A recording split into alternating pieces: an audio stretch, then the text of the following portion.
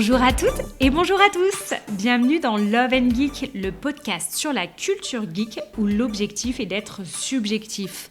Et oui, vous ne rêvez pas, ce n'est pas le Floum qui est aux commandes, mais bien moi, le chaton pour cet épisode spécial Saint-Valentin.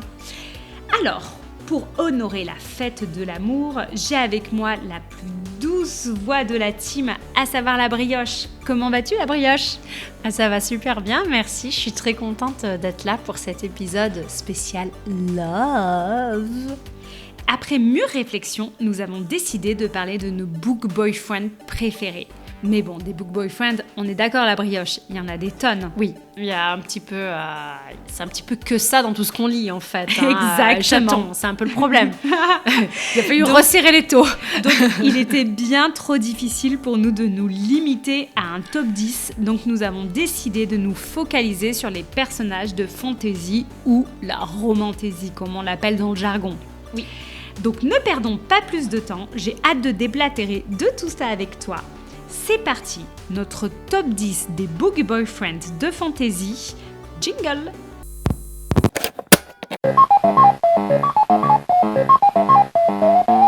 Alors demain, quoi qu'on fasse, surtout je t'en supplie, essaie d'avoir plus de mots de vocabulaire.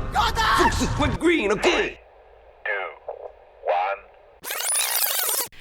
Alors, pour démarrer ce podcast, nous allons d'abord expliquer aux novices ce qu'est un book boyfriend. C'est un personnage masculin dans un livre qui va nous faire craquer. Nous, le lecteur. Effectivement, il n'est pas là pour être le love interest de l'héroïne. Je vous remercie pour mon accent. Mais parfois il l'est, très souvent. Mais oui, pas toujours. Et c'est ce qu'on entendra plus tard dans notre top 10. Donc c'est vraiment le personnage qui va nous faire craquer. Et puis, c'est vrai qu'on s'était un petit peu focalisé sur la romantasy. Je ne sais pas si les auditeurs savent un petit peu de quoi on parle. La romantasy, à mon sens, en fait, c'est des livres qui sont dans l'univers fantasy, mais où il y a clairement une grosse romance cachée derrière. Donc voilà, c'est un petit peu le fer de lance de nos lectures avec le chaton. Donc on est plutôt calé sur le sujet, on va essayer d'être le plus objectif possible. Exactement. On va vous évoquer notre top 10 en essayant de ne pas trop digresser parce que ça nous arrive très souvent. Et surtout, voilà, on va essayer d'être le plus objectif dans nos critères qui seront totalement subjectifs pour élire le book boyfriend absolu. Attention, je vous préviens tout de suite, ce podcast ne sera pas le plus intelligent du tout, ni le plus féministe. N'oubliez pas que nous parlons de personnages fictifs, donc le second degré sera de mise durant tout cet épisode, bien sûr. Oui, tout à fait. Alors, dans un premier temps, on va évoquer les critères qui pour nous sont les plus importants pour avoir un book boyfriend idéal. Donc nota bene, si ces critères peuvent être respectés dans la vie réelle, ça fera un boyfriend tout à fait respectable également.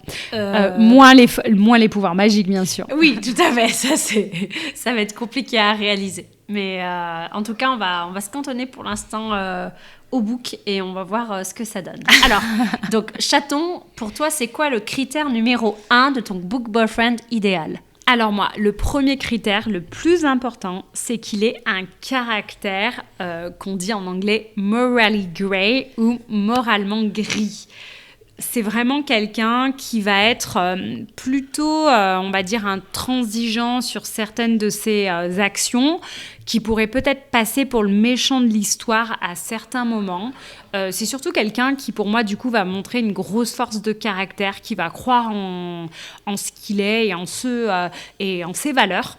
Et du coup, qui va parfois passer pour quelqu'un d'un peu intransigeant, un peu méchant. Et je dirais que ce qui pourrait le qualifier, c'est « je ne suis pas quelqu'un de bien, sauf pour toi, ma petite chérie ». Et là, bien sûr, on se sent plus pissé en tant que femme et on se dit « ah pour moi, il devient le gentil de l'histoire, c'est vraiment trop top ». Donc pour moi, c'est vraiment le caractère numéro 1. C'est qu'il a un petit côté dark, un petit côté bad boy. Ça, vraiment, c'est très appréciable. Oui, je suis d'accord avec toi, chaton. Le côté moralement gris, ça peut faire vraiment, vraiment craquer dans une intrigue. Toi, c'est quoi pour toi ton critère numéro 2 ? Alors, je vais vraiment enfoncer une porte ouverte, mais Pour moi, il faut qu'il soit BG. BG, beau gosse. Mais, ou alors, s'il n'est pas BG, ça peut arriver qu'on adore aussi un personnage qui soit pas très beau, mais qui soit BG à sa façon. Vous verrez, on parle d'un personnage plus tard dans le top qui a justement ce critère-là. Il n'est pas beau gosse au possible, mais par contre, il a tellement du charisme qu'on le kiffe. On le kiffe. Ouais, et puis un physique particulier va le rendre atypique, charismatique. Ça va faire partie même de son caractère. Oui, il y a très rarement un book boyfriend d'un livre qui va être décrit comme laid. Non, même pas. Non, je dirais plutôt qu'il sera décrit comme lambda. Oui, non, voilà. Les personnages lambda avec une description très facile, clairement, ils vont pas nous intéresser. Il faut quelqu'un qui a un petit peu plus de caractère au niveau de son physique. C'était très superficiel comme critère d'ailleurs. Mais bon, on est dans la fantaisie. Oui, en même temps, même dans la vie réelle, qui n'est pas superficielle. Et du coup, chaton, est-ce qu'on peut parler du critère numéro 3 ? Tu en penses quoi ? Alors, le critère numéro 3, pour moi, c'est qu'il faut qu'il soit protecteur sans être surprotecteur. Attention, nous sommes très difficiles là-dessus. Ça veut dire qu'il faut que le personnage principal ou le lecteur, moi-même, puisse s'épanouir encore plus avec le book boyfriend. Il faut qu'il arrive à la libérer, il faut qu'il arrive à libérer son love interest, qu'il arrive à lui faire ressortir. Alors souvent en fantasy, ça va faire ressortir des pouvoirs qu'elle pensait enfouis en elle ou même qui n'existaient pas. On a vraiment des personnages dont on vous parlera plus tard, mais si vous connaissez un petit peu leur fantasy, vous penserez à Nesta et Cassian, à Ferrérissante, enfin bref, tous ces personnages-là qui sont épanouis grâce à leur book boyfriend, leur boyfriend tout court du coup là.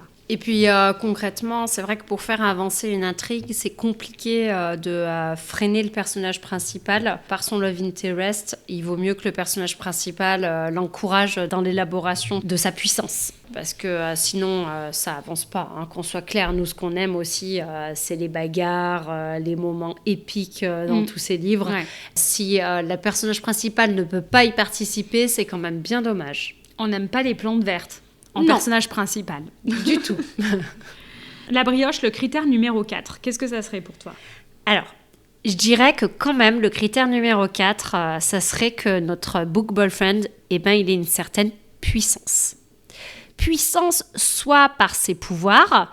Alors, je sais que Chaton, toi, tu as particulièrement une affinité pour tous les pouvoirs liés aux ombres. Ouais, j'adore. Les shadow power, ça, tu adores ça.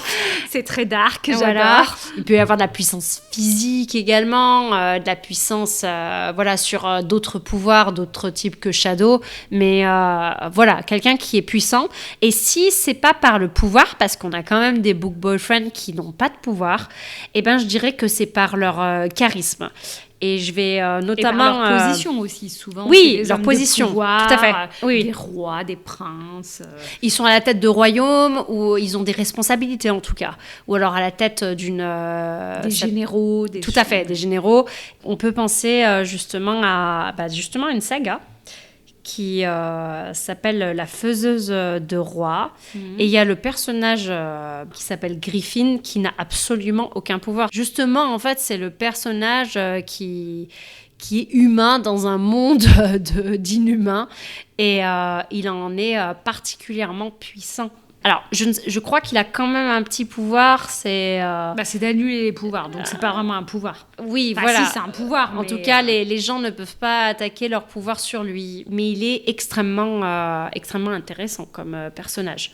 Tout à fait. Et donc, voilà, la puissance pour nous, ça va être très, très important comme critère.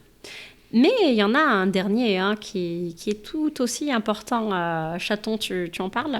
Oui, alors pour nous, parce que ça, bien sûr, on a essayé un petit peu d'y réfléchir toutes les deux, parce qu'au début, on se disait pourquoi on préfère ce personnage à un autre, et c'était un petit peu dur de voir, de réussir un petit peu à cadrer tout ça. Mais finalement, on s'est rendu compte que le dernier critère pour nous qui était vraiment important et qui pouvait regrouper pas mal de personnages, ça va être la complicité, l'intimité que le personnage principal peut donner avec son héroïne du livre, qui généralement, nous, en tant que lecteurs, on va s'identifier, en tant que lectrice, surtout, on va s'identifier à cette héroïne-là. Et l'intimité, la complicité qu'il peut avoir avec elle va être extrêmement important. Ça va être un personnage qui va pouvoir être drôle, qui va pouvoir être sensible, qui va montrer ses faiblesses, bref, ce qu'on veut toutes dans notre vraie vie personnelle. Oui. Donc voilà pour nos petits critères. Si je devais résumer, je dirais donc, attention les yeux, que notre book boyfriend idéal est un personnage moralement gris, plutôt beau gosse, protecteur mais pas trop, extrêmement puissant et qui est capable d'intimité, de complicité et de faiblesse. Tout à fait. Tu as décrit l'homme idéal, chaton. Voilà. Ouh là là, ça va glousser pendant ce podcast, je préfère vous prévenir. On n'arrête pas. Alors maintenant, je pense qu'on a bien dit un petit peu ce qui va nous aider à choisir notre top 10. Donc je te propose de commencer. Donc la brioche, qui est le 10e de notre top. Donc ça veut dire que déjà il est stylé s'il est 10e.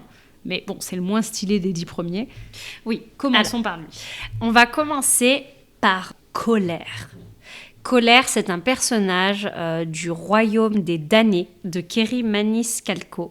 J'en avais déjà parlé dans un podcast, celui sur les vacances. Tout à fait. Et si vous vous souvenez bien, moi, je détestais le personnage principal, Emilia. Et justement, la complicité entre les deux, je dirais, c'est ce qui pêche un petit peu, parce que sinon, il remplit un petit peu tous les autres critères. Colère, il est énigmatique, il est mystérieux, il est BG, il est puissant, extrêmement puissant. Alors, il est assez moralement gris. Il est moralement gris. C'est quand même le péché de la colère, donc il n'est pas non plus extrêmement et positif comme gars. Tout à fait. Et puis, c'est quand même... Il y a des trucs qu'on aime bien dans les livres, des tropes, c'est ça qu'on dit ça. Alors des là, tropes. c'est full trope. Full trope, oui, c'est un mariage arrangé, c'est enemy to lovers. Ouais. On peut un peu spoiler ou pas? Dis spoil, c'est du spoil. Spoil. Quand même, colère, on apprend dans le deuxième tome, il est surpuissant en fait, puisqu'il y a un gros mensonge, il y a une grosse... Il y a un gros plot twist. C'est pas un mensonge en fait, c'est un peu un non-dit. Oui, alors ça c'est un truc sur les book boyfriends, franchement, on préfère ceux qui sont vraiment honnêtes, dès qu'ils le peuvent, ils le disent. Alors voilà pourquoi il est 10e, et qu'il n'est pas premier. C'est un mensonge par omission. Oui, voilà, donc ça on n'aime pas trop par contre, mais bon, c'est quand même peut-être un petit peu le roi des damnés. Donc, Colère fait quand même partie d'un book boyfriend qu'on aimerait bien avoir, mais on sait que ça serait très, très, très dangereux d'être auprès de lui. Ah, on aime bien le danger quand même. Tout à fait. Ça m'amène au 9e, à notre top 9. Donc, le 9e, alors moi, si je pouvais, je l'aurais mis dans le top 3, parce que c'est vraiment un de mes personnages préférés. Vous en avez déjà entendu parler. Flume ne peut pas se le saquer, je dirais. C'est le Darkling de la saga Grisha de Leigh Bardugo. Alors, je sais que dans la série, il est pas trop apprécié, qu'il peut manquer un petit peu de charisme, mais dans le livre, il est incroyable. Je l'adore. C'est vraiment un personnage. Déjà, il est même pas moralement gris, lui, il est moralement noir. Donc, c'est parfait. Il est BG dans la série et dans le livre. Il est extrêmement charismatique dans le livre, un peu moins dans la série d'après Flume. Moi, je trouve qu'il est charismatique dans la série. Mais voilà, il est très puissant, il manipule mon pouvoir préféré, les ombres. On est d'accord que de toute manière, si un jour vous voulez écrire une romantaisie, vous faites un personnage secondaire, un personnage masculin avec des ombres, et puis vous savez qu'il sera kiffé par tout le monde. Donc voilà, donc il manipule les ombres et il les manipule plus que bien, vu qu'il a créé le Fold. Le Fold, pardon, pas le Fold. Ouais, le Fold. Avec mon accent canadien, les Fold. Et en fait, moi, ce que j'aime chez le Darkling, c'est qu'il a déjà... il est hyper touchant, surtout... Alors, il l'est un peu dans la série, mais il l'est tellement dans le livre. Il est touchant parce qu'il a quand même un background qui est vraiment bien expliqué. C'est quand même... il a envie d'aider les siens. C'est ça son but premier, sauf qu'il s'y prend extrêmement mal, ce que j'adore. C'est qu'un numéro 9, si je devais, comme j'ai dû voir avec la brioche, mais pour moi, il serait vraiment dans le top 3 parce que je l'adore. En même temps, c'est un énorme psychopathe. Normal qu'on ne le mette pas dans le top 3. Franchement, chaton, sérieusement. Non, je l'adore. Désolée. Allez, la brioche, parle-nous du 8e maintenant. Ouais. Ok. Alors, le top 8, on est sur la saga donc Fourth Wing de Rebecca Yarros. Alors, malheureusement, je préfère prévenir, Chaton et moi l'avons toutes les deux lu en anglais. Mais je vous précise qu'il est sorti en français très récemment. Là. Très récemment, oui. Mais on n'est pas fluent. Du coup, il y a sûrement des choses qui se sont... Dit-elle en anglais. Oui, on n'est pas fluent. Donc, il y a des choses qui se sont perdues en chemin. Mais en tout cas, il y a un personnage, donc le personnage principal masculin qui s'appelle Xaden Ryerson. Apparemment, il est en train d'essayer d'évincer un autre personnage d'une autre saga sur tout le Bookstagram. Ouais. Moi, je ne suis pas du tout pour. Vous voyez, on l'a mis qu'en 8. Mais bon, quand même, il figure dans le top 10 parce que Xaden, il a quand même une puissance extrêmement forte. Ouais. Encore une fois, il maîtrise les ombres, c'est un Shadow Master. On est vraiment sur un ennemi to lover très littéral dans ce livre. Vraiment, c'est un vrai ennemi de la famille qui va... devenir le lover du personnage principal de Fourth Wing, qui est extrêmement stylé, soit dit en passant, hein, bien plus que lui. Il a aussi un côté très attachant, ce personnage, par ses responsabilités. Il a sa responsabilité militaire en tant que chef d'escadron, mais également une responsabilité dans tout un mouvement de révolte dans un monde un peu dystopique, hein. Un petit côté Hunger Games, un petit peu. Wing, hein. Ouais, tout à fait, un petit peu. Et puis, il est extrêmement BG. Hein. Il est BG, il est sexy. Il appelle notre héroïne qui s'appelle Violette Violence. Voilà. Il a un côté très double face qu'on adore dans ce genre de bouquin. Et puis, on aime aussi le fait... Enfin, moi, j'ai adoré le fait que Xaden, il ne protège pas du tout Violette, il la pousse, il l'entraîne même, hein, il devient à un moment son maître d'armes pour pouvoir la faire monter en puissance. Et elle devient très forte. Très divergente ce moment-là aussi. Tout à fait. Il y a un mix. Rebecca Yarros a tout pompé à tous les anciens romans, enfin toutes les anciennes romantaisies. Oui, en tout cas, en même temps c'est les mêmes recettes, hein, ça c'est sûr. Mais c'est bien fait hein, dans Fourth Wing, faut le dire. Et puis il y a un truc extrêmement stylé chez Xaden. Et je terminerai par ça, c'est qu'il a le dragon pas le plus stylé, mais en tout cas avec le plus bad-tempered de tout le livre. Parce que oui, il y a Fourth Wing, c'est un livre où il y a vraiment une association... C'est vrai que son dragon, c'est une grosse bitch. Ah ouais, complètement. Il y a une association entre les personnages et les dragons. Ça, on adore, hein, d'ailleurs, un livre où il y a du dragon, d'ailleurs du dragon bien fait. Hein. Oui, c'est du dragon, mais qui a des émotions, qui parle comme un être humain. Enfin, c'est vraiment un dragon où il n'y a pas de mystère sur ce qu'ils peuvent penser des êtres humains ou quoi que ce soit. Il y a des vraies communications entre eux. Et ça, pour le coup, je trouve que c'est vraiment rafraîchissant. Oui, ça change. Oui. C'est bien. Ouais. C'est bien, ça rappelle d'autres choses, mais c'est très bien. Rebecca Yarros nous met un petit plot twist à la fin, comme on les aime, où on se dit, mais est-ce que finalement Xaden est un personnage gentil ou non? Enfin bon, tout ça, c'est quand même très très appréciable. C'est tout ce qu'on adore. Bah oui, on adore les plot twists. Mais d'ailleurs, je crois qu'il y a le 2e tome qui est sorti, également en anglais, mais moi, je me suis pas encore jetée dessus. J'ai commencé à lire, mais c'est quand même chaud cacao. Hein, ouais, je dois dire. Désolée pour l'expression, mais... l'expression des années 90. Oui, j'avoue que lire en anglais, il faut vraiment être addict pour le faire, parce que c'est difficile quand même. Moi, j'ai commencé et puis j'ai un peu abandonné. Ouais. Bon, on attendra sa sortie, en tout cas en français. Voilà. Mais on le lira, ça c'est certain. Mais on vous le conseille en français. Oui, lisez Fourth Wing en français, je pense qu'il est super. Donc voilà, Xaden, c'est le top 8. On va peut-être passer d'ailleurs au top 7 maintenant. Et je te laisse la main du coup, chaton. C'est drôle qu'on dise top 7 à chaque fois, alors que ça veut rien dire. En fait, il faut juste dire on passe au 7e, quoi. Oui. Mais on va garder ce top. Mais on va garder parce qu'en fait, j'aime bien le top 7. Ouais. Le top 7, alors moi, c'est aussi un de mes personnages préférés. Je suis trop contente de tomber sur lui. Parce que moi, ce que j'aime, vous l'avez vu, hein, j'ai parlé du Darkling. Ce que j'aime, c'est les personnages moralement gris, mais qui sont en fait vraiment des gros méchants. Et donc... Le personnage que j'adore, c'est le personnage de Jack dans Il était une fois un cœur brisé. Donc Jack, en fait, c'était un personnage secondaire dans la trilogie Caraval de Stéphanie Garber que j'ai adoré. La brioche a pas du tout accroché, mais alors moi, vraiment le world building, je vous le conseille à 2000%. J'ai trouvé ça génial. C'est dans un univers onirique, comme une sorte de ville qui s'est transformée en foire, cirque, tout ça. Enfin bref, j'ai adoré. Et Jack, donc du coup, dans Il était une fois un cœur brisé, c'est censé être une fatalité. Donc une fatalité, c'est un peu une sorte de dieu, mais c'est lié aux cartes du tarot. Enfin bref, j'adore cet univers, c'est génial. Et donc ce personnage-là, c'est un peu le roi de cœur. Enfin, c'est pas un peu, c'est le roi de cœur, mais avec un cœur brisé. Donc génial.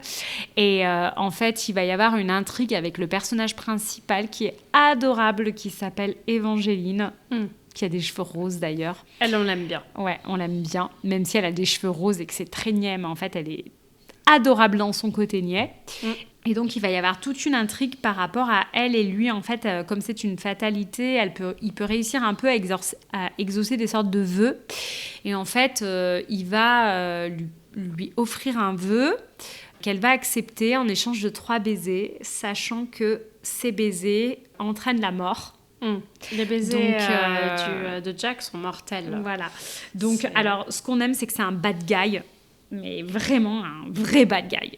Il est très beau gosse aussi, comme il est décrit dans le livre, en tout cas, il est très beau. Ah, il n'est pas dans les critères BG qu'on a d'habitude. Oui, c'est vrai qu'il a des cheveux bleus, mais il est beau quand même. Il est blond. Non, bleu et blond. Oui, bleu et blond, mais il est décrit, je trouve, de manière très androgyne, un petit peu comme une poupée de cire. Moi, j'avoue que j'accroche pas énormément à ce personnage. J'accorde chaton de le mettre dans le top 7 parce que faut dire qu'il a vraiment un côté bad guy, bad boy.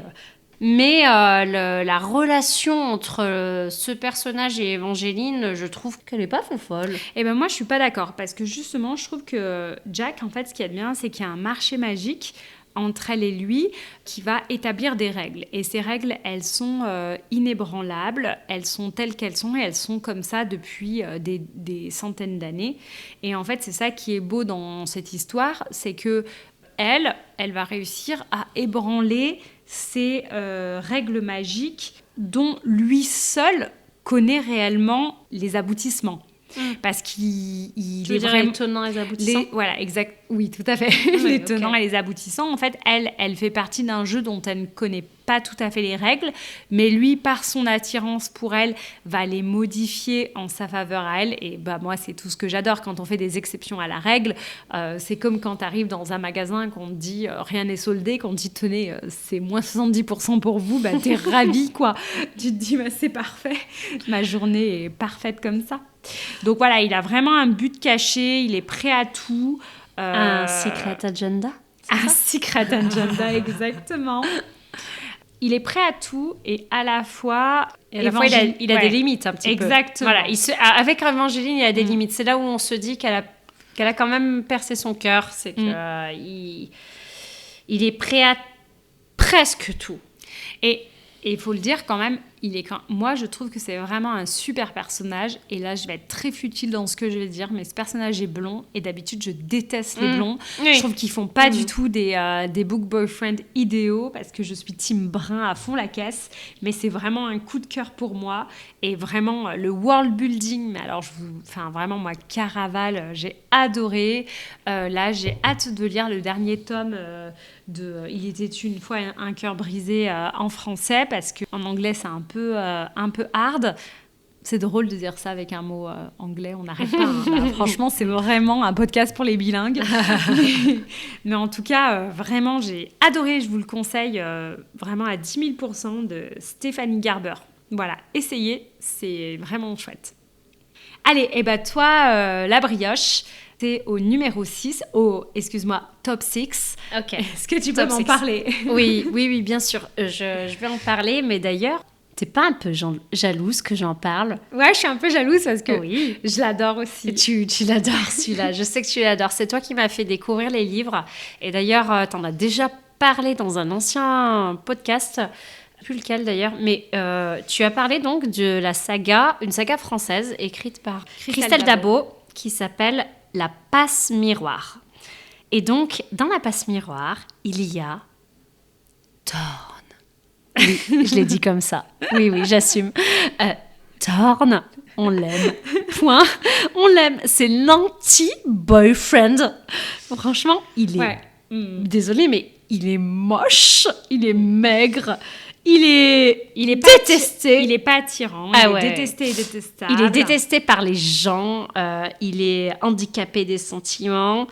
Il est extrêmement intelligent, pourtant. Il est extrêmement puissant. Il possède un double pouvoir, d'ailleurs. Ouais, mais qui maîtrise très mal, d'ailleurs. Donc, en fait, c'est vraiment l'exception qui confirme la règle. C'est l'exception qui confirme la règle, complètement. C'est là, dans tous nos book boyfriends, Thorne, il répond presque à aucun des critères qu'on s'était fixés. Et pourtant, c'est quand même un de nos préférés. Oui, vraiment, on l'adore. Ouais. Mais on l'adore parce qu'il part d'une relation quasi inexistante avec Ophélie, donc la personnage principale de La Passe Miroir. Et leur relation va évoluer vers quelque chose d'honnête et de sain, de réaliste, comme on en a peu dans les romantaisies qui sont extrêmement romancées. Et capillotractées, qui sont intenses, qui sont passionnelles, Et là, on est dans le réalisme et on est dans vraiment la pudeur, mais c'est beau entre eux. Et c'est vraiment une des plus belles relations, je trouve. Les deux ne tombent pas amoureux en 2 jours top chrono, comme dans toutes les romantaisies où ils se voient, ils ont presque direct le coup de cœur. Là, ça prend des mois et des mois et c'est... c'est un slow burn, comme on l'avait déjà dit dans un autre podcast. Mais par contre, préparez-vous. Si vous lisez la Passe Miroir pour l'histoire d'amour, soyez très, très, très patient. Parce qu'on ne lit pas La Passe Miroir pour l'histoire d'amour. On le lit pour tout le reste. Mais l'histoire d'amour vient apporter quelque chose. Puis je dis ça, je dis rien, c'est mais le bonus. Préparez vos mouchoirs, quoi. Et préparez vos mouchoirs, oui, tout à fait. Mais vraiment, Thorne, c'est un personnage ultra attachant, extrêmement désagréable au premier abord. On ne sait pas si on doit l'aimer ou le détester. Et au final, on l'aime. On l'aime. Bon, on l'adore. Ceux qui l'aiment pas sont des vrais rabat-joie, quoi. Ah oui, complètement. Désolée, je vous juge. Je suis tout à fait d'accord. Haineux de Thorne, je vous juge. Je suis tout à fait d'accord. Mais Thorne, pareil, il transgresse la règle puisqu'il n'est pas brun. Hein. Ouais, Il tout à fait. a les Encore un cheveux blonds, donc et puis oui, il est pas BG, donc il transgresse cette règle qu'on s'était fixée, toi et moi. Mais voilà, ça c'est la passe miroir pour le coup, saga à lire absolument. C'est presque métaphysique à un moment, mais franchement, ça vaut le coup de la découvrir. D'ailleurs, ça nous amène à notre top 5. Ouh là là, on Parce rentre que dans là, le top ça y est, 5. on commence à rentrer dans les personnages. Les choses sérieuses. On commence à rentrer dans les personnages, je dirais, qui commencent à faire l'unanimité. C'est là où vous quittez votre mec pour ce personnage-là. C'est bon. Si vous le rencontrez dans la vraie vie, vous partez et vous claquez tout. Ok, très bien. Floum est ravi d'entendre ça du fond de sa banquette. Il doit nous entendre et se dire, mais quels sont ces deux folasses qui... Non, c'est bon, il a un casque qui geek. Ouais, il ne nous entend pas. Ouf. Il m'entend pas lui faire des infidélités avec un Shadowhunter. D'ailleurs, le top 5, nous allons parler de Run Danan de Crescent City par Sarah J. Maas, qui est une référence dans le monde de la romantasy. Je vous en ai déjà parlé, un peu The Queen of Romantasy. Vous verrez qu'on va en reparler un peu plus tard. Ces personnages, quand même, ces book boyfriend. On peut dire ce qu'on veut sur elle, mais ces book boyfriend, ils sont quand même incroyables. Tout à fait. Ron, dans Crescent City d'ailleurs, n'est pas du tout le personnage principal. En fait, c'est le frère du personnage principal, qui est Bryce, et c'est son demi-frère. Et pour moi, c'est le meilleur de toute cette saga. Oui, je suis d'accord. Je dirais que pour lui, son premier point déjà qui est très stylé, c'est qu'il a un look d'enfer. Il est décrit un peu dans un style il est un peu punk. Voilà, il est punk qu'on adore. Il est tatou, rasé, cheveux longs, avec une grosse épée dans le dos. Et un peu le teint cireux. On est vraiment... Un peu un côté Dark Zelda. Enfin, Dark Link, du coup. Oui, Dark Link, oui, parce que Dark Zelda... Oui, alors oui, on l'imagine vraiment, vraiment batteur dans un pub miteux, batteur d'un groupe pas du tout connu, mais vraiment il a la classe. Son physique est extrêmement bien décrit dans Crescent City. En tout cas, il est BG. Il est vraiment BG. Alors la deuxième chose qu'on adore chez lui, outre son physique avantageux, je dirais que c'est ce qu'on appelle enfin on l'appelle pas, c'est le sens de la famille. Mais par contre, du coup son sens de la famille, il va l'avoir avec sa demi-sœur bien sûr, qui le maltraite un peu, elle est insupportable quand elle fait ça. Elle est plus petite que lui, c'est sa petite sœur. Il a aussi le sens de la famille en fait avec ses potes, et là on va aborder le thème de la found family, qui est un thème récurrent en romance, en romantasy, en tout ce que vous voulez. Oui. C'est en gros des gens qui ont eu un passé douloureux ou non, mais qui ne sont pas proches de leur famille de sang, et du coup qui, via leurs connaissances, via leurs amis, vont se créer une vraie famille et vont avoir avec eux un lien hyper fort et vont les considérer comme des frères et des sœurs, et ça bien sûr avec la brioche on adore, bien que nous sommes nous-mêmes de la même famille. On aurait pu être aussi une found family. On a une found family aussi. Mais Oui, on a nos amis qui sont notre found family, mais bon, bref. La brioche et moi, on adore ça. On adore ces personnages-là qui se créent une famille, et généralement, tous les membres de cette famille sont hyper intéressants et sont toujours très bien décrits par les autrices ou les auteurs.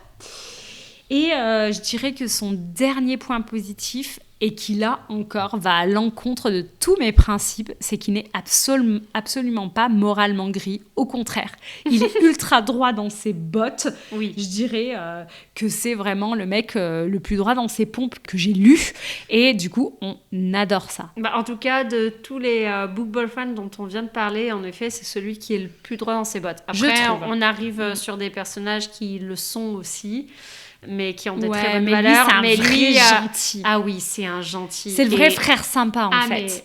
Genre, touche pas à mon petit frère, c'est un peu ça, quoi. C'est le nice guy. Et vraiment, Ron, on a hâte de voir son développement avec la biche. Ah ouais, ça, c'est la cerise sur le gâteau, c'est qu'il tombe amoureux d'un personnage...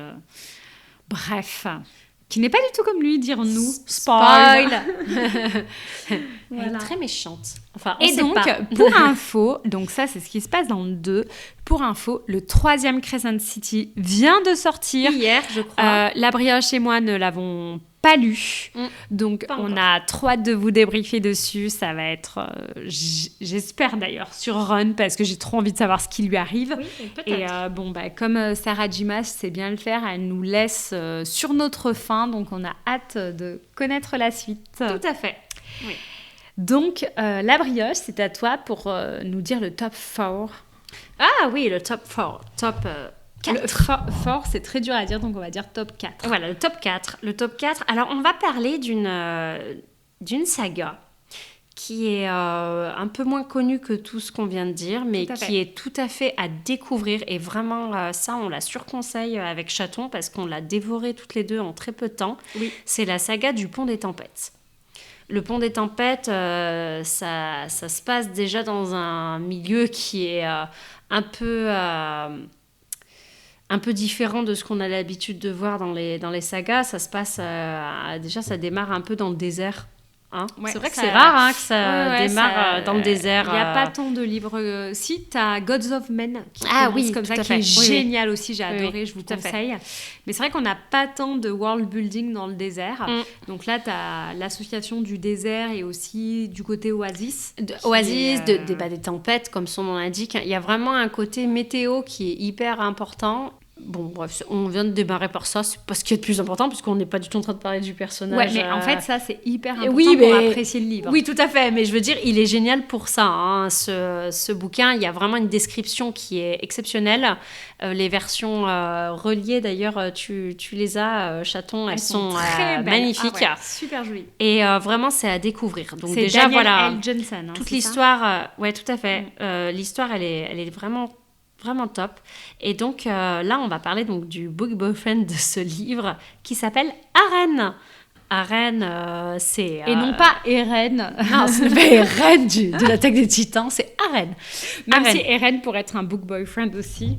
Oui, mais pas en Parce romantasy, que du coup. il est moralement noir comme on les aime. Oui, alors Arène, il est pas du tout moralement noir, il est moralement blanc. Hein. Il fait partie, comme Ron, des personnages qui sont extrêmement droits dans leurs bottes. On l'adore pour ça, parce que c'est un vrai gentil. Et il va tomber amoureux donc, de notre héroïne, qui est complètement infiltrée dans son royaume.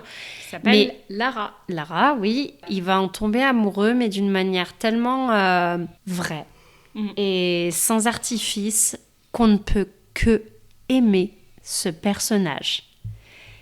Et malheureusement, il va y avoir une énorme trahison dans toute cette histoire. La base, quoi. Enfin, la base d'un vrai bon... Ouais. Ah ouais, la base d'un vrai bon... Enemy d'une to vraie lovers. bonne romantasy. Mais en fait, ce qui est bien dans le personnage de Arène, c'est que c'est un personnage très droit, comme on l'a dit, dans ses baskets. Et en fait, il ne va pas, après cette trahison de la part de Lara, hein, il ne va pas recourir vers elle. Il va la laisser vraiment dans son mal-être très très très longtemps, et elle le mérite d'ailleurs. Mais vraiment, c'est un personnage qui est droit et qui... On a envie de se faire pardonner, alors que c'est pas nous qui l'avons trahi, hein, mais on a envie de se faire pardonner, on veut qu'il nous aime. En plus, c'est un personnage qui est vraiment mignon, quoi. Il a plein d'humour, il a du second degré, il est optimiste, il est positif, il est pur. C'est Ouais. vraiment un personnage très pur, Arène. Bon, je ne l'ai pas redit, mais bien sûr, il est ultra BG, hein, ça c'est évident. Hein. Il fait partie du top 4, donc il l'est. C'est bizarre parce que c'est d'habitude tout ce que je déteste dans les personnages masculins. Et lui, il fait quand même vraiment le taf et je l'aime bien. Alors pourtant, je déteste ce genre de personnage hyper lisse. Oui, et on Et paraît qu'il est... oui, mais il n'est pas lisse, en fait. Je sais pas, il a un côté... je n'arrive pas à savoir ce qu'elle a mis dans sa plume, vraiment, Daniel, pour le rendre aussi... Ta pote Daniel, Oui, ouais. ma pote Daniel, pour le rendre aussi attachant, mais vraiment, Arène fait partie du top 4, c'est pas pour rien. Quand vous lirez Le Pont des Tempêtes, vous comprendrez ce qu'on veut dire. Malgré tout, Arène, il a un côté Bah, il est à côté top 1. Vous verrez. Il est à côté top 1, je trouve. Et vraiment, c'est par contre vraiment pour toute l'histoire, pas que pour Arène et pas que pour Lara. Lisez Le Pont des Tempêtes, c'est vraiment une saga à découvrir. Moi, j'ai une mention spéciale sur Le Pont des Tempêtes sur une chose, c'est que je trouve que j'adore toutes les romantésies écrites par des autrices, mais je trouve que s'il y a toujours une chose qui pêche dans tous les livres que je lis quasiment, c'est la description des batailles, la description des combats. Et là, dans Le Pont des Tempêtes, c'est hyper bien décrit, c'est très compréhensible. Moi, ce que je déteste, c'est que souvent, les autrices, elles racontent tellement de trucs qu'on comprend rien, on ne sait pas ce qui se passe. On lit, et puis on doit lire 4 fois la phrase pour comprendre en fait ce qui se passe dans l'action. Alors que là, dans Le Pont des Tempêtes, c'est génial. Ça me fait beaucoup penser à la description des combats et des batailles dans Nevernight, qui pour le coup est écrit par Jay Kristoff, qui est un homme et qui est génial, je vous le conseille. Alors c'est vrai que là on ne l'a pas parlé dans les Book Boyfriend parce que juste dans ce livre, le seul personnage qui est ultra stylé, c'est l'héroïne principale qui est Mia. Il n'y en a que pour elle. Voilà, il n'y en a que pour elle pour le coup, mais il est génial aussi. Cette trilogie est géniale. Et là, pour le coup, les combats sont hyper bien faits. Et je retrouve ça dans Le Pont des Tempêtes. Pourtant, les deux n'ont rien à voir. Je suis d'accord. Mais Le Pont des Tempêtes est très bien décrit. Et pour une fois, je n'ai pas subi les moments où il y avait des batailles de décrites. Au contraire, je les ai appréciées. Je suis d'accord. Et puis, je trouve que tu retrouves ça aussi un peu dans Hunger Games. Oh bah oui, non mais je trouve que c'est ultra de la Bible quoi. Voilà, la Bible des combats, mais je trouve qu'il y a un côté très dans la description des combats de Hunger Games, dans Le Pont des Tempêtes. Du coup, c'est très lisible en effet. Moi, je suis pas une très très bonne lectrice et pour le coup, dans Le Pont des Tempêtes, les scènes de combat, je les ai trouvées épiques. Alors que et j'ai tout compris pour une fois. Et là vraiment.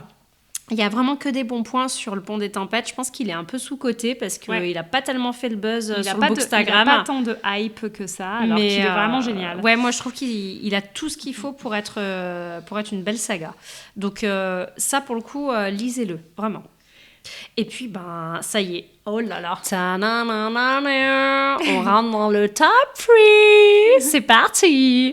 Et d'ailleurs, c'est qui notre top 3, chaton? Alors, notre top 3, en troisième position. Notre top fruit. Notre top fruit. Notre top banane. En premier, nous allons parler de Cassian de ACOTAR. Cassian qui n'est pas le protagoniste principal de notre saga. Cassian qui a un sidekick, mais c'est le sidekick qui vole trop la vedette. Il vole tellement la vedette que Sarah Dumas va en faire un tome sur lui et autre personnage préféré qui est Nesta, la sœur de Fer, qui est le personnage principal d'ACOTAR. Bref, on va pas trop spoiler sur tout ça. Par contre, ce qu'on peut vous dire sur Cassian, c'est qu'il est bien sûr BG, qu'il est une grosse brute. Oui, c'est une grosse brute. On les aime. C'est vrai que ça, on n'en avait pas trop dans notre top. On n'en a pas trop 10, dans notre top, mais lui, c'est une vraie grosse brute. Lui, c'est la vraie grosse brute. C'est vraiment le concentré de testostérone. C'est le général, vraiment, qui est fait pour la guerre et qui a pas froid aux yeux, quoi, dans tous les sens du terme. Oui, ça dit en passant, le livre dédié à Cassian et Nesta est interdit au moins de 18 ans. C'est pour un public averti. On préfère prévenir un public très averti. Mais franchement, le livre est génial, malgré ça. Oui, l'histoire est vraiment...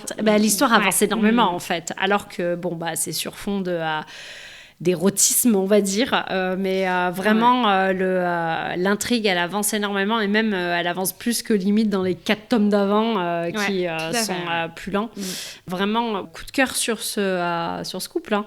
Puis ce qu'on aime chez Cassian, c'est que c'est un personnage qui s'assume, quoi, et c'est ça qu'on aime. C'est-à-dire que Cassian, c'est censé être un peu une grosse brute, hyper fort en combat, mais c'est aussi un homme hyper loyal. Il y a encore le concept de found family qui est hyper présent entre lui et ses potes, c'est comme ses frères. Et puis Nesta, il la lâche pas quand même. Elle est absolument infecte. Non mais ce personnage est génial. Infect. Vraiment, on l'adore, mais c'est infectopie. Vraiment, bienvenue à Infectopie. Elle est vraiment horrible.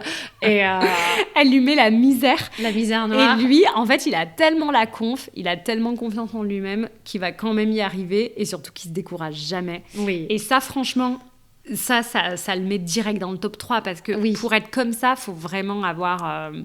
je sais pas, une belle vision de la vie. Enfin, tout à fait. J'aimerais trop rencontrer quelqu'un comme ça dans ma vie, être comme ça moi-même. Tout à fait. Mais du coup, il est vrai loyal, il a de l'humour, il a tout ce garçon. Oui, je suis d'accord. Cassian, c'est un book boyfriend idéal. Ouais. Et c'est vrai que, en fait, dans cette cour, bon, il y a dans la Cotard, ils font partie de la cour de la nuit. Et donc, Cassian, c'est le général de la cour de la nuit. Mais c'est vrai qu'il y a tous les personnages masculins de la cour de la nuit qu'on kiffe. Oh là là. Parce que même si il n'y a pas de tome sur lui, il y a quand même Azriel, donc le troisième de la bande, le troisième gars de la bande. On a envie d'avoir un tome que sur lui. Quoi, parce que, je pense qu'il y en aura un, elle va en faire un, c'est obligé. Oui, et puis en plus, Azriel, tu l'adores, chaton, parce que c'est un shadow master aussi. Il maîtrise, c'est un enfant même de l'ombre, il maîtrise ça comme il respire. Il a forcément gagné des points de sympathie juste avec son pouvoir. Quoi. C'est vrai que Azriel et Cassian, ça reste à la base des wingman, mais qui sont tellement stylés qu'ils sont devenus des personnages principaux dans toute cette saga. Ce qu'il y a de bien, c'est que Cassian, le protagoniste auquel il est associé, qui est Nesta, est quand même tellement incroyable comme personnage que forcément, lui, on est obligé de le kiffer parce que elle est... bienvenue à Infectopie, oui. Ouais, elle est géniale, quoi. Elle est géniale, je l'adore, mais à la fois, je la déteste. Et c'est vraiment un personnage qui ne peut pas laisser indifférent. J'espère que vous n'êtes pas arrêté juste avant un palais de flammes et d'argent parce qu'il est à lire quand même s'il est sur un autre style. Vous pouvez zapper les passages un peu hot, si vous aimez pas ça, mais en tout cas, franchement, l'histoire est vraiment géniale. Oui, vraiment. Et ça avance énormément, et je pense que d'ailleurs, pour l'intrigue de Crescent City 3, peut-être qu'on va en entendre un petit peu parler de tout ça, on va voir. Faut absolument qu'on le lise. Oui, il va peut-être falloir qu'on fasse même un épisode débrief sur Crescent City 3, on verra. Allez, et Brioche, parle-moi du number 2. La médaille d'argent, c'est pour qui ? La médaille d'argent, elle vient encore une fois à Sarah J. Maas, mais cette fois-ci, on est dans le monde et dans la saga Keleana. Throne of Glass, parce que Throne of Glass, oui, tout à fait. Ça fait de la peine. Non, pas Throne of Glass, quand même. Throne of Glass. Throne of Glass. Quand même, c'est vrai que Sarah J. Maas, elle est la championne pour nous écrire des sagas addictives et qui est extrêmement stylée, tout comme les Akotar, et Crescent City. Et donc, Keleana ou Aileen, c'est le même personnage, va avoir plusieurs idylles dans cette saga qui est quand même composée de, je crois, de 7 ou 8 livres, je ne sais plus, mais il y a quand même beaucoup de bouquins sur Keleana. Et, dont certains plutôt imbuvables. Dont certains plus difficiles à lire que d'autres. Moi, j'avoue que j'ai failli décrocher aux 2. Chaton m'a dit, poursuis quand même, c'est vraiment stylé par la suite. Et en effet, à partir du 3, on est vraiment dedans. Et là, ça devient vraiment addictif. Donc, à lire, bien sûr. Keleana, donc, elle va tomber amoureuse de son ennemi. Puis ça va devenir son lovers. D'abord, ça va devenir son friend. Son friend, d'abord. Son lovers. Tout à fait. Son aime. Enemy to friends to lovers. Ouais, mais à la base, c'est quand même un ennemi. Il travaille avec l'ennemi, en tout cas. Puis après, quand tu fais to lovers, to mate. Et to mate, yes, it's mate. Bon, on en parlera plus tard des mates, mais peut-être on fera une aparté. Mais quand même, j'ai toujours pas dit qui c'était. Son prénom, attention, top 2, c'est Rowan.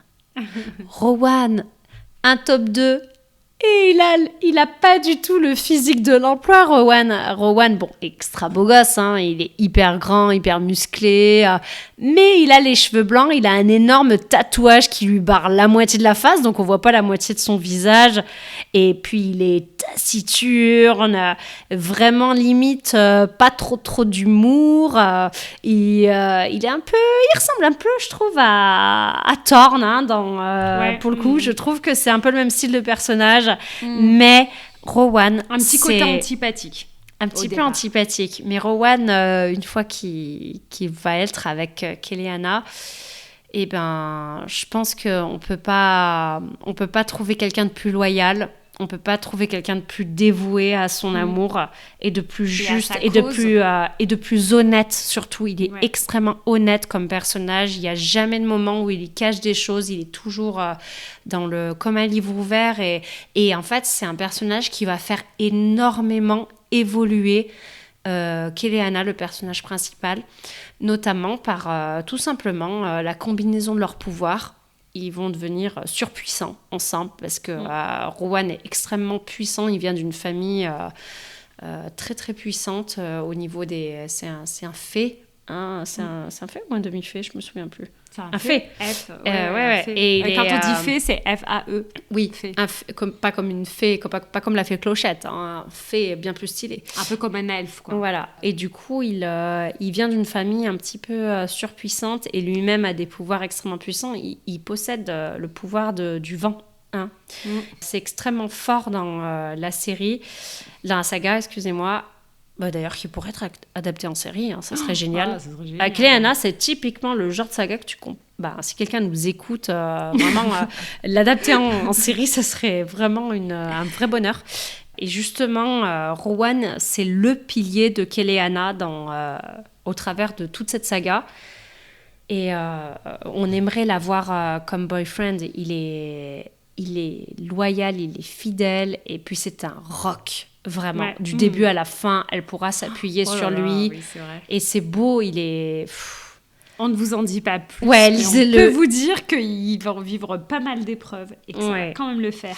Mais lisez-le. Alors vraiment, Keleana, par contre, coup de cœur. Hein. Elle est exceptionnelle. Dans les héroïnes de Sarah J. Maas, on ne peut pas trouver une héroïne plus badass qu'elle.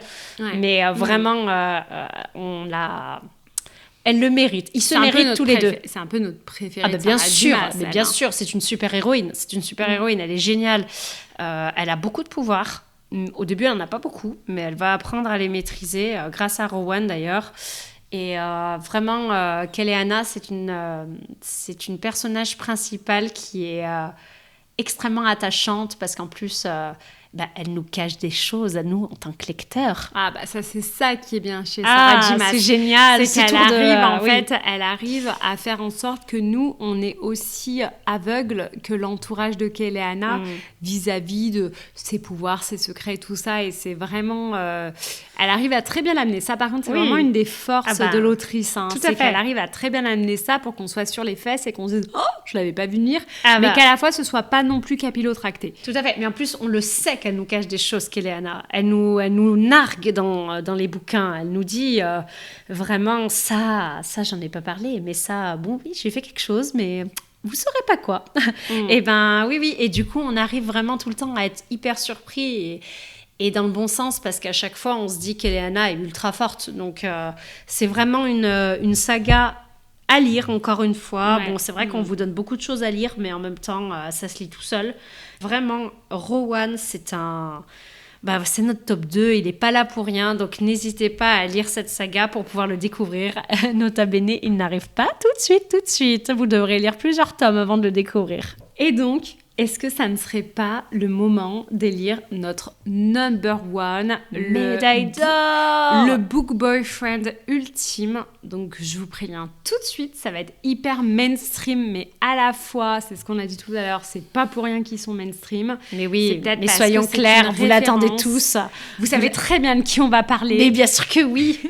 On l'a teasé dans d'autres podcasts d'ailleurs. Nous allons parler de ce très cher, alors attention à la prononciation, parce que moi je dis qu'il s'appelle Rhysand, mais peut-être que certains diront Rhysand.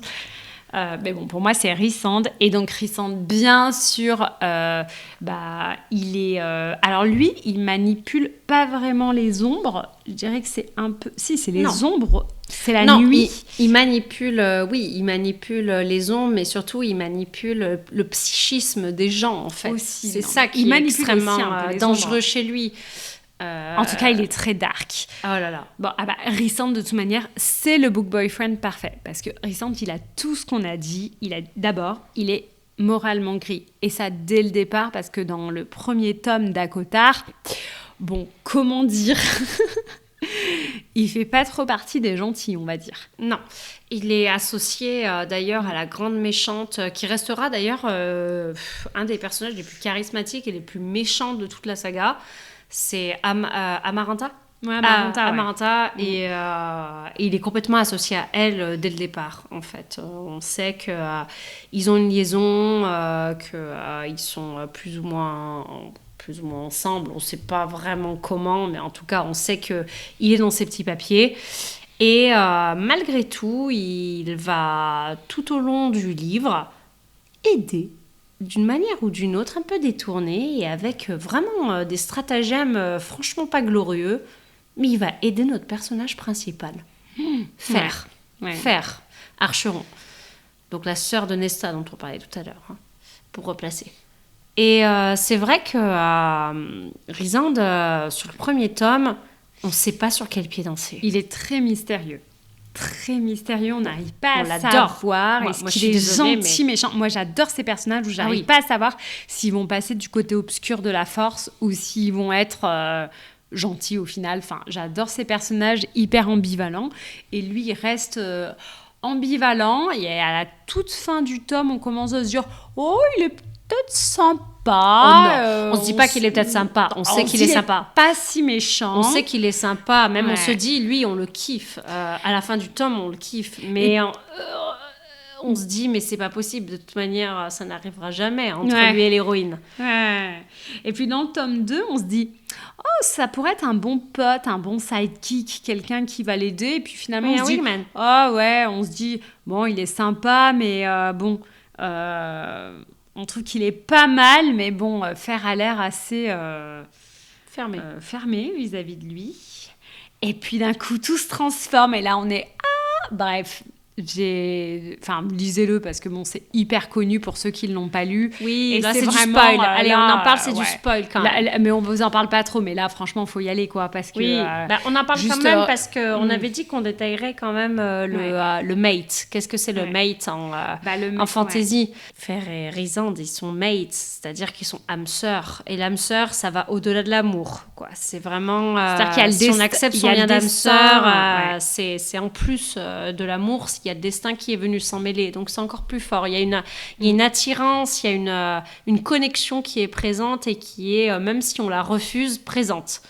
Donc là, Rhysand et Fer ne la refuseront pas, bien au contraire, ils vont être mates et amoureux. Et ça n'arrive pas tout de suite. C'est un concept, soyez patients. C'est un concept dont on use et abuse en fantasy, mais pour le coup, Sarah J. Maas, dans cette saga-là, l'a très bien utilisé, je trouve. Elle l'utilise très bien, oui. Elle l'a pas très bien utilisé, je trouve, dans Crescent City, mais par contre, je trouve qu'elle l'a très bien utilisé dans ACOTAR. Bah, tu vois, je me souvenais même pas que ça a été dans Crescent City, pour te dire.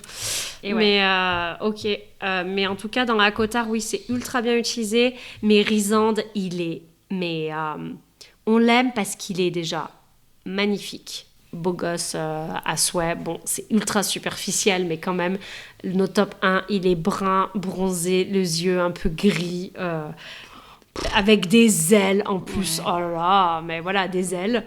Et qui peut cacher et qui peut remettre. Il est extrêmement puissant. Il fait partie.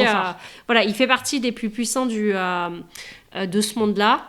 Très puissant, mais il est des fois très drôle. Oui, il est extrêmement drôle. Il a un humour des fois qui est presque un peu pipi caca, je trouve. Oui, mais du coup, ça le rend très humain en fait. Et vu que c'est une ancienne humaine, Fer, on kiffe. Il est très mystérieux quand même aussi, hein, sur toute la première partie. On se demande un petit peu ce qu'il vaut, est-ce qu'il est gentil, est-ce qu'il est méchant, quelles sont ses mœurs. Il a un passé qui est extrêmement difficile. Un passé, un présent aussi, hein, ou plus tout du moins un passé proche, qui est très très dur à lire et il est très protecteur en tant que lectrice ou que lecteur, mais voilà. Et oui, il a ce fameux truc dont on a parlé dès le départ.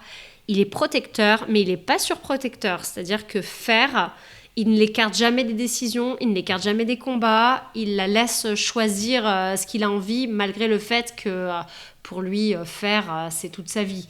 Donc vraiment, c'est un... c'est un vrai acolyte. en plus. C'est ça. C'est en même temps un amoureux, mais un meilleur ami, acolyte, maître d'armes. Il lui apprend beaucoup de choses. Il lui apprend ne serait-ce qu'à lire, en fait, à faire. Bon, faut le dire, c'est The Book Boyfriend, mais je crois qu'il faut le lire pour s'en rendre compte, parce que là, à mon avis, notre description ne lui rend pas tellement hommage, tellement c'est clair. Faut lire le livre. Tellement il est stylé à côté. Mais bon, en fait, rien que les lire en Book Boyfriend, c'est déjà un peu spoilé. Parce que si tu lis le premier tome, tu dis wow, pourquoi elles disent que c'est un book boyfriend? Donc, bon, désolé pour les gens qui connaissent pas, mais je pense que les seuls gens qui nous écoutent, c'est ceux qui savent ce que c'est déjà le concept de book boyfriend et qui doivent connaître peut-être Sarah J. Maas. Mais c'est vrai que là, on spoil déjà rien qu'en disant que c'est le premier book boyfriend. Oui, tout à fait. Je sais pas ce que t'en penses. Oui, bon. Ça nous amène à un autre point dont on voulait parler. Oui, voilà, ce qui arrive à nous faire parler d'autre chose. Parce que là, on vous a fait notre top 10, mais maintenant, on a une petite aparté avant de terminer. C'est quoi cet aparté, Brioche? Disons qu'on voulait vous parler des erreurs de casting. Vraiment les pas top du tout. Ceux qui ont trop de hype alors qu'ils devraient pas du tout en avoir. Et du coup, ça nous fait parler... Bon, on devait en parler en dernier, mais franchement, on va en parler maintenant. Ouais. Parce qu'on vient d'enchaîner avec ACOTAR. C'est vrai que le premier tome de ACOTAR, il est quand même centré sur un personnage principal qui est Tamlin. Et je pense que j'ai jamais pu autant peu saquer un personnage masculin de fantasy que lui, je le déteste. Et je le déteste et je le déteste depuis le départ. Je me suis dit, vrai mais que comment... la Brioche, tu le détestais. Ah, mais je le détestais. Comment elle a pu faire un love interest sur Fer comme ça? C'est pas possible. Je veux dire qu'il se retrouve face à des situations, mais où n'importe quelle... mais même moi, qui suis la fille la moins courageuse du monde, aurait fait quelque chose. Lui, à part serrer ses jointures de ses mains, il ne fait absolument rien pour défendre Fer. Donc, je ne peux pas me le saquer. Ouais. Et lui, pour moi, c'est vraiment un pas top, pour le coup. Oui. C'est le top moins 1. Vraiment, je le déteste, Tamlin. C'est pas un personnage... c'est un personnage intéressant, mais c'est pas du tout un personnage que j'apprécie, pour le coup.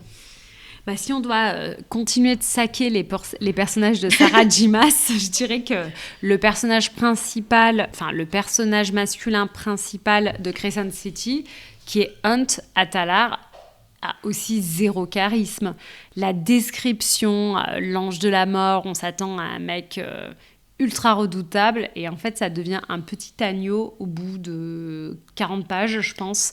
Et moi, j'accroche pas du tout. Je sais pas pourquoi, il lui manque vraiment un truc à ce personnage. Mais parce que c'est un énorme menteur, Hunt Atalar. Oui, c'est vrai. C'est un énorme menteur. Et déjà, avoir un personnage qui trahit son héroïne au bout de 60 pages, bon, j'exagère un tout petit peu, c'est peut-être pas 60, mais qu'il l'a trahi... C'est peut-être 450, c'est peut-être même connaissant les... Connaissant Sarah J. Maas, c'est vraiment dans les 10 dernières pages. Ça doit être à peu près 900 pages, mais... Non, mais Hunt Atalar, c'est un énorme menteur, je peux pas me le saquer non plus, il est pas droit dans ses bottes, il est juste beau gosse, ça c'est sûr, il a des responsabilités, et entre guillemets, il se rattrape un peu dans le 2, mais ça devient un personnage un petit peu fade et pas très intéressant. Contrairement au personnage principal de Crescent City, Brice, mais alors là, par contre, faut le lire rien que pour elle, parce que par contre... C'est drôle, là, tu dis Brice et moi je dis Bryce. Ouais. Brice, elle est merveilleuse par contre, cette personnage principal. Elle, pour le coup, elle l'a pas loupé. Oui, non, elle est géniale, elle est attachante, elle est belle, elle est sexy, elle est tout ce que elle, c'est la girlfriend idéale dans un livre, c'est la book girlfriend. Mais vraiment, elle, par contre, faut lire Crescent City par rapport à Brice. Ouais, génial. Bon, il y en a un autre aussi qu'on va saquer, mais là, je pense qu'on va se faire tailler par tous les gens qui ont lu le livre. Surtout qu'on n'a pas terminé les livres, tellement je les ai trouvés imbuvables et franchement interminables à lire. On les a laissés de côté. C'est Warner de Shatter Me. Mais oui, je comprends pas la hype. Ouais, mais... Il y a une grosse hype autour de ce personnage. Si jamais vous connaissez ce personnage, laissez-nous un commentaire sous notre post Instagram parce qu'on aimerait bien comprendre ce que vous lui trouvez parce que nous, on le trouve mais nul. Alors Vraiment. oui, il a un background difficile, tout ça, mais franchement, il est... Déjà, ça commence hyper mal avec notre héroïne. C'est juste vraiment de la violence entre eux. Et surtout, je trouve qu'il n'a pas de face, ce personnage. Il avance droit devant et il n'a pas de croyance, il n'a pas de foi en les autres. Il n'a pas de foi surtout en la personne qu'il aime. Donc non, j'accroche pas du tout à ce personnage. Et désolée, parce que je sais que c'est un gros coup de cœur du Bookstagram. Mais alors moi, très peu pour moi. Personnellement. Et puis moi, les effets de style, désolée, mais là je vais être un peu hard, mais les effets de style de l'autrice, pour moi, c'est vraiment de la littérature de PMU, quoi.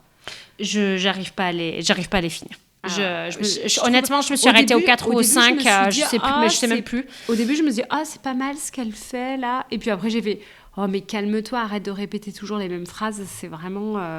Je suis d'accord. C'est vraiment insupportable. C'est très difficile à lire, c'est très difficile d'accrocher.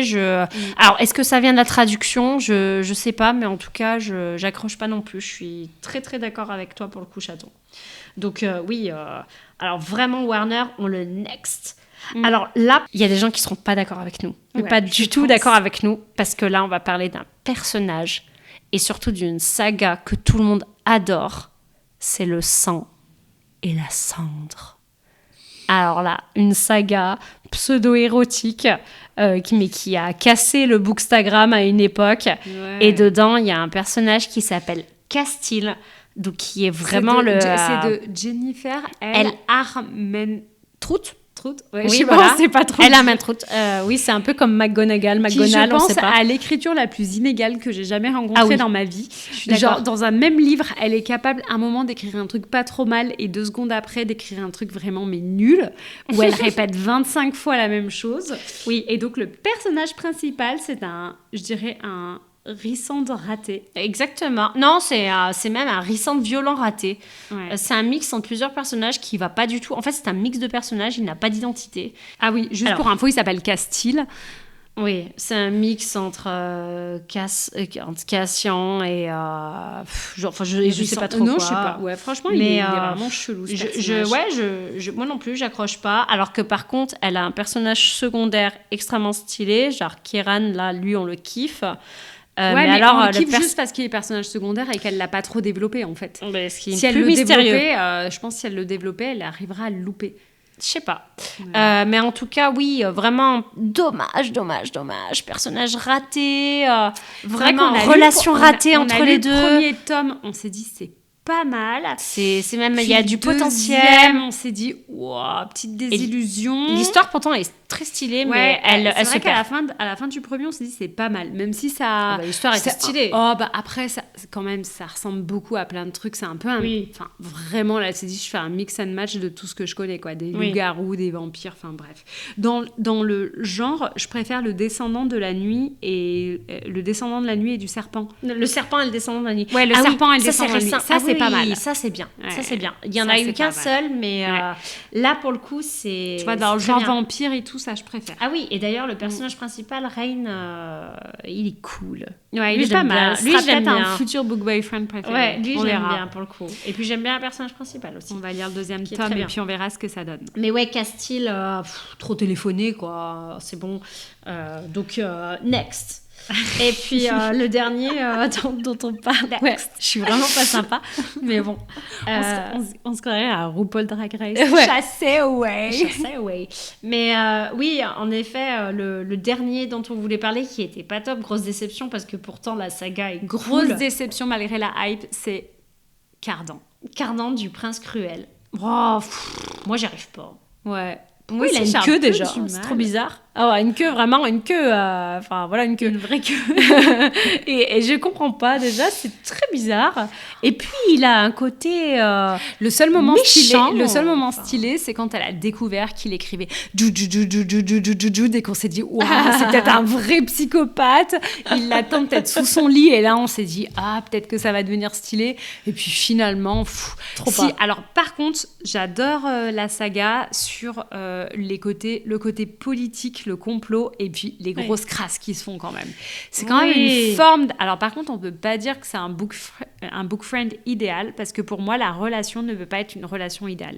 Parce que quoi qu'il en soit, je pense qu'ils s'aiment beaucoup les deux, mais quoi qu'il en soit, la chose la plus importante, ce qu'ils aimeront toujours le plus, c'est le pouvoir. Ah oui, tout à fait. Et je trouve par contre que c'est rafraîchissant ce livre, dans ce sens-là, où la chose toujours qui sera plus importante que l'amour, ça sera le pouvoir. Et ça, je trouve ça cool. Il y a des choses qui sont ratées dans ce livre, par contre. Il y a des en fait, je trouve que les relations sont ratées dans ce livre. Bah là, j'ai commencé pas mal. J'ai commencé la deuxième saga, L'héritier trahi. Sur le petit frère. Ouais, et franchement, c'est pas mal. Là, j'ai commencé l'héroïne, qui n'a rien à voir avec... je crois qu'elle a été vaguement évoquée dans le livre avant, je suis même pas sûre.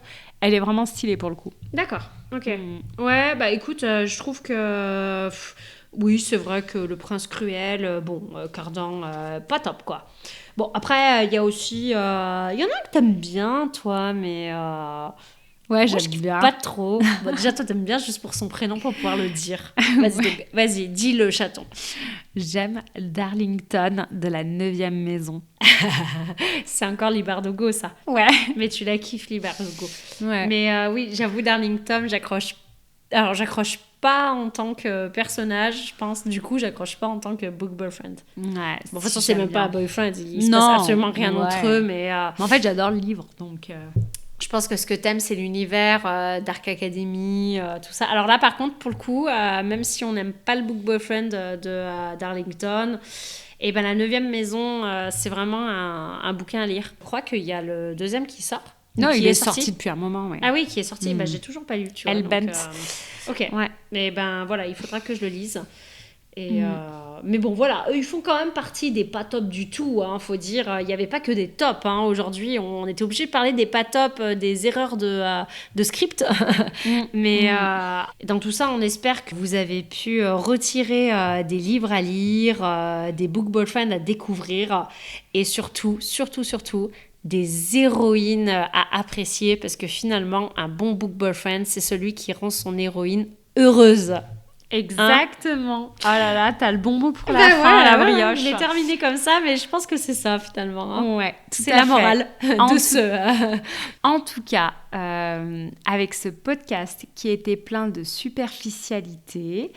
Et de gloussement. D'anglais assez approximatif.